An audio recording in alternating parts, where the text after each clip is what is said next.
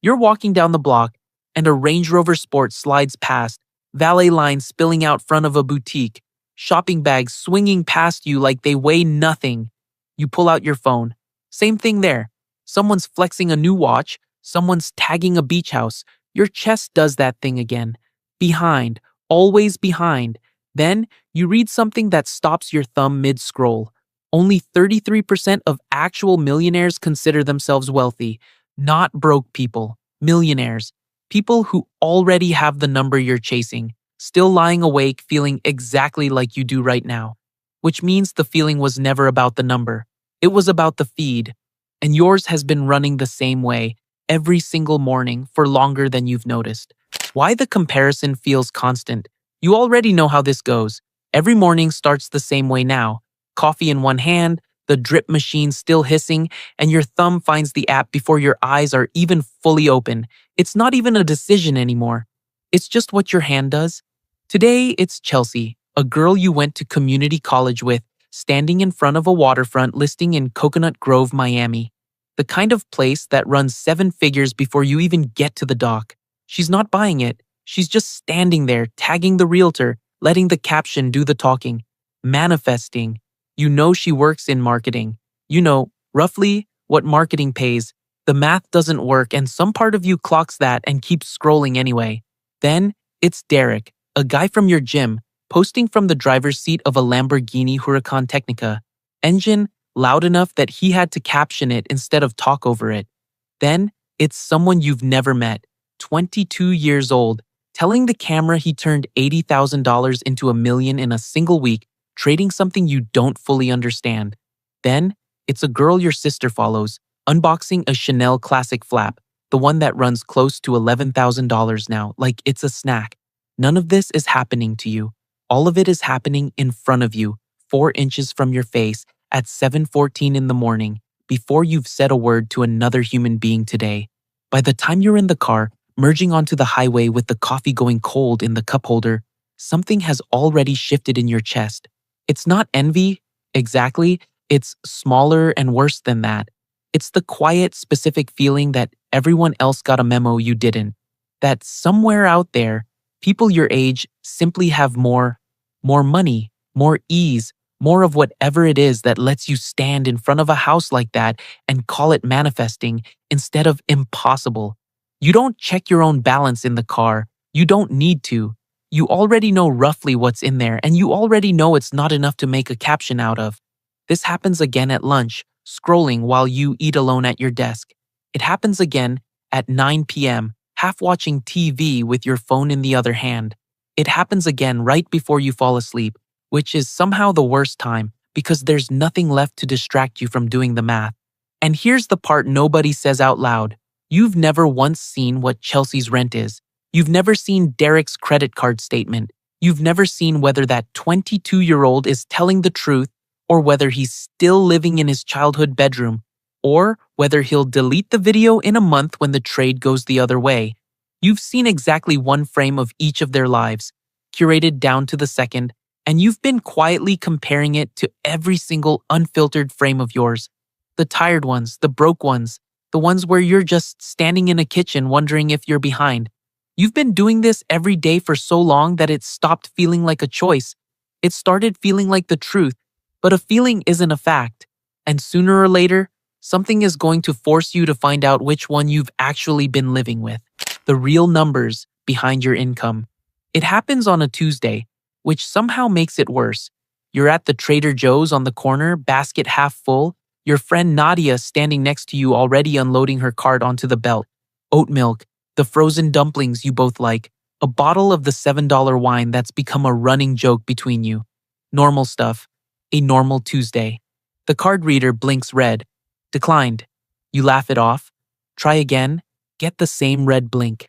Nadia doesn't say anything, just quietly taps her own card before you can protest, and the two of you carry the bags out into the parking lot like nothing happened. But something happened. Your face is hot the whole walk to the car, and it has nothing to do with the sun. You sit in the driver's seat, and you don't turn the key.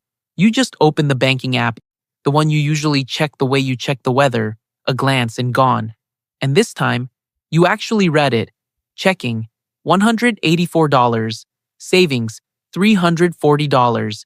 You've had more takeout than take home this month. And the numbers don't care how that happened. They just sit there. For the first time in a long time, you don't close the app. You keep going. You open a browser tab and type in something you've never actually looked up before. What does someone your age actually make? And the number that comes back isn't what you expected. The median salary for someone 25 to 34 in this country right now is just under $60,000 a year. Not the six figures Derek implies with every post. Not what Chelsea's caption suggested, standing in front of that Coconut Grove listing. 60,000. Half the people your age make less than that. You sit with that for a second, then you look up something else. What people your age actually have, not just earn. And this is the part that catches you off guard. The typical net worth for someone 25 to 34 right now is around $39,000. Not because everyone's rich, because for a huge number of people in that age bracket, the number is negative, still underwater from student loans, still owing more than they own. The bottom of that range sits around negative 15,000. People in real debt, still building, which means your $340 in savings, small as it feels sitting in this parking lot, technically puts you ahead of some real specific slice of your own generation. Not because $340 is a lot of money. It isn't, but because it's more than zero, and a lot of people are sitting at zero or below it. That doesn't fix the card that just got declined in front of your friend. It doesn't make the rent due Friday any smaller, but it does something else. It starts to crack the story you've been telling yourself every night at 7 a.m. with your thumb on the screen. If the real numbers say you're not as far behind as it feels, then something else has to explain the gap between what you're seeing online and what's actually true. You start the car. Nadia's already texting you a laughing emoji about the whole thing. Already over it. You're not over it. You're just starting to wonder what, exactly, you've been looking at every night and how much of it was ever real to begin with. How online wealth gets faked. That night, you're at Colton's apartment for his birthday. 6 of you crammed around a coffee table with pizza boxes stacked on it, and someone pulls up Derek's Lamborghini video on the TV because everyone's seen it by now. There's a round of oohs. Someone asks if he's dating a hedge fund guy, and Colton, who does photography for a living, mostly weddings and the occasional brand shoot, just laughs into his beer and says, "That's a rental." You ask him what he means. He says it like it's obvious. There's an outfit in Miami that rents out a Huracan Technica for the day. Something like $2,000, sometimes more depending on the season, specifically so people can shoot content in front of it for an afternoon. Nobody's driving it to work. Nobody owns it. It goes back to the lot by 6, and somebody else picks it up tomorrow for the exact same video. You sit with that for a second, the pizza going cold in your hand. Colton keeps going, because now he's on a roll, because apparently this is just Tuesday to him. He tells you about a booking he almost took last year. A guy paying by the hour to sit inside a grounded Gulfstream at a private airfield outside Fort Lauderdale, just to take photos in the cabin. The plane never leaves the tarmac. It's parked there specifically for this. People walk up the stairs, sit in the leather seat with a glass of something, get their 45 minutes of photos, and go home in their own car. Your face must be doing something, because Colton looks at you and says, "You didn't know that?" You didn't. You think about Chelsea, standing in front of that house in Coconut Grove, the one that runs well past $1 million, tagging the realtor instead of a moving company. You think about the girl your sister follows, unboxing the Chanel Classic Flap, $11,000 now, easy. And you wonder, for the first time, whether that came out of a paycheck or out of a payment plan. Klarna, Afterpay, a credit card with a limit higher than good sense. You'll never see that part. Nobody films the statement. Colton isn't trying to make a point. He's just telling you what he's seen on set, the way someone describes a job they've worked 100 times and stopped being surprised by. But it lands on you differently than he means it to. Because for months, you've been doing math against a version of your generation that doesn't actually exist. A version built entirely out of rented cars, staged jets, and bags bought on credit, performed by people who need you to believe it, because a good chunk of them are selling something, a course, a coaching call, a link in the bio. You think about your $184 in checking, your $340 in savings, the median salary you looked up in the Trader Joe's parking lot. None of that was ever competing against real numbers. It was competing against a rental fee and a camera angle. That should feel like relief. And for a second, it almost does. But then you think about the six-figure salary Chelsea probably does make, real money, no rental involved, and how she still can't seem to keep any of it. And you realize the fake wealth was never the only trap in the room. Why high earners go broke too. You end up texting Chelsea 2 days later. Not about the Coconut Grove post. You're not that person. But because her birthday's coming up and you haven't seen her in months, she suggests coffee near her new place. And when you type her address into your phone, you realize her new place is a high-rise in Brickell you've walked past before. The kind with a rooftop pool and a doorman who calls you by name. You get there early, and she's already at a table. And the first thing you notice is she looks tired in a way that doesn't match the address. She got a promotion this year, she tells you. Senior marketing manager, a real title, a real raise, into 6 figures for the first time. You say that's amazing, and you mean it, and for a second you feel that old familiar tightness in your chest. There it is again, someone doing better than you. Then she starts talking, and the tightness turns into something else. The apartment came first, she says, because she felt like she'd earned it. Then, the old furniture looked wrong against the new floors, so that got replaced too. A full living room set from Restoration Hardware, the kind of pieces that run 4 figures each without you really noticing until the total hits the screen. Then, she couldn't keep pulling up to the building in her old Civic, not with the valet watching. So she leased a BMW i4, $450 some a month, which sounded fine until she remembered the $6,000 due at signing, money that came out of the emergency fund she swore she wouldn't touch.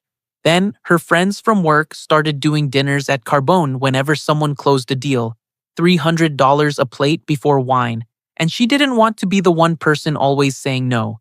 She says all of this without complaining. Exactly. She says it the way you describe a slope you didn't notice you were standing on until you looked down. Then, she says the part that actually stops you. She says she makes more money than she ever has in her life, and she has never felt more like she's one bad month away from losing all of it. You think about that for the rest of the coffee. Mostly quiet, mostly just nodding while she talks about work. Because you'd assumed, the same way you'd assumed about the Lamborghini, the same way you'd assumed about the Chanel bag, that more income just meant more room, more air.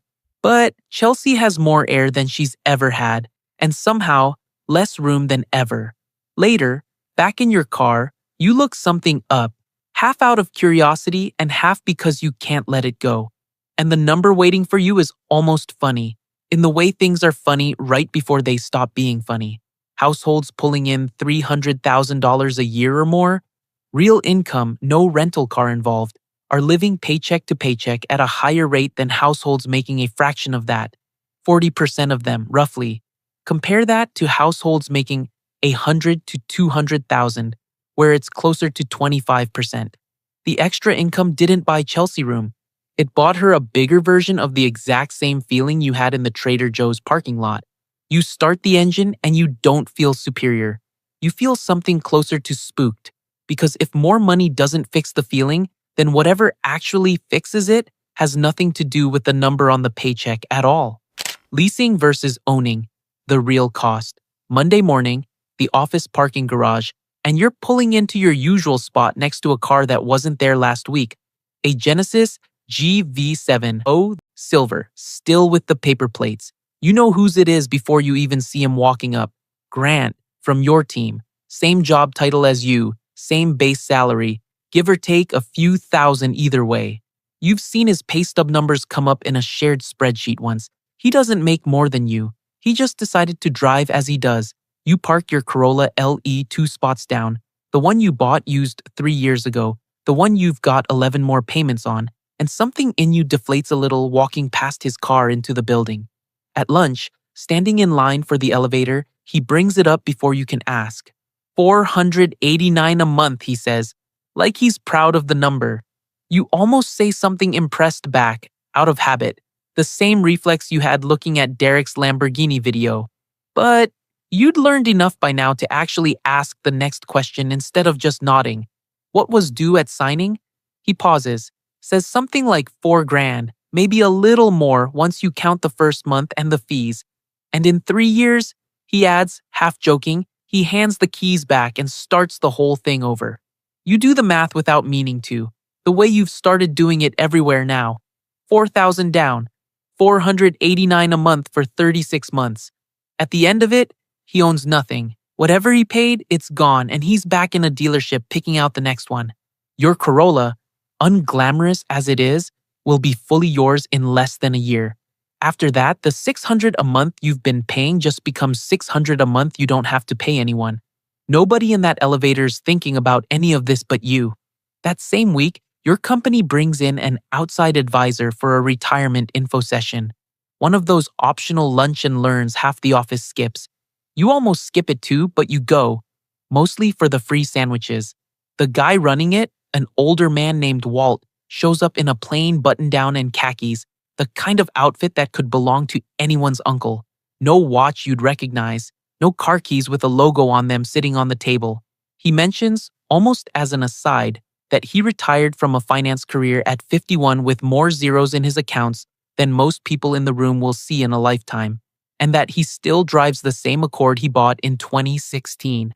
Somebody asks him, half joking, why he doesn't treat himself. He says something you don't fully shake off for the rest of the day, that the people with real money mostly don't want you to know they have it. Flashing it, he says, just makes you a target for lawsuits, for scams, for every cousin who's ever needed a loan.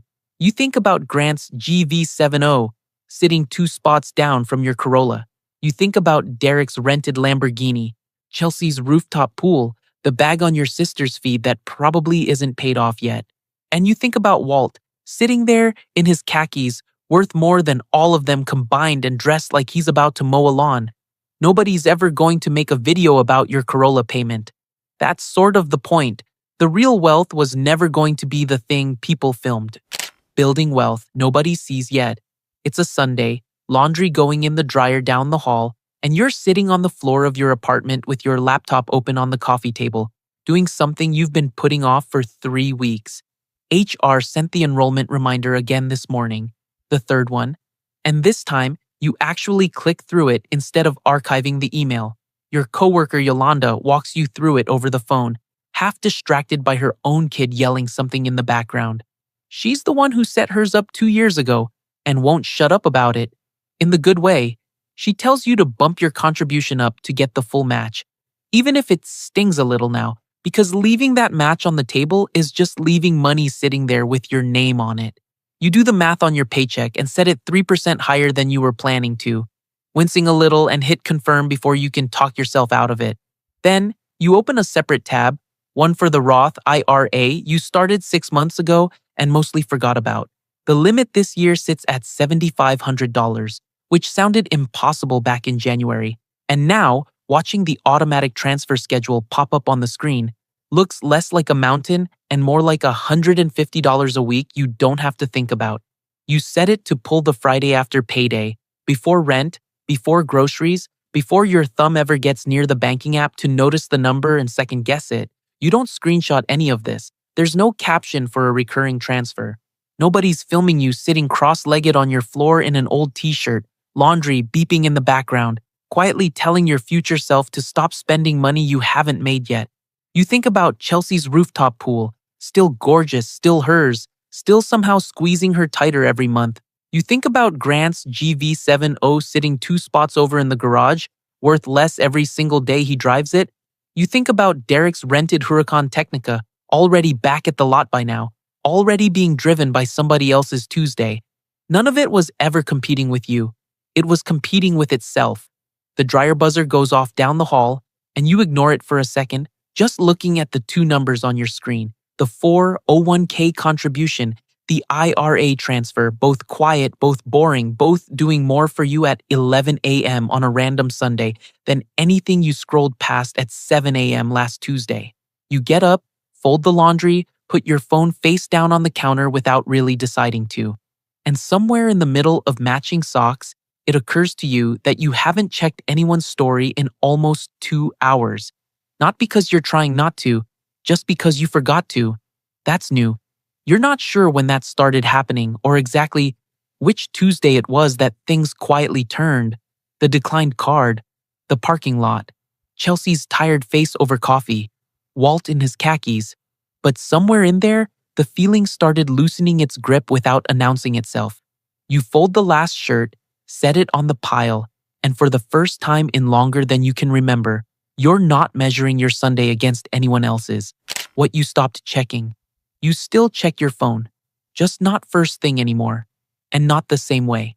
The scroll used to feel like proof of something you were missing. Now, it's just a scroll. Chelsea's rooftop, Grant's GV70, some stranger's rented car. And none of it moves the number in your account one way or the other. Friday's transfer still goes out whether you're paying attention or not. Rents still due. The Corolla's still not fully yours yet. None of that got easier. You're just carrying it differently now, quieter, the way Walt probably has for 30 years in the same pair of khakis. Nobody's going to post about your Tuesday. That was never going to change. So the real question isn't who has more than you. It's what you're actually building while no one's watching.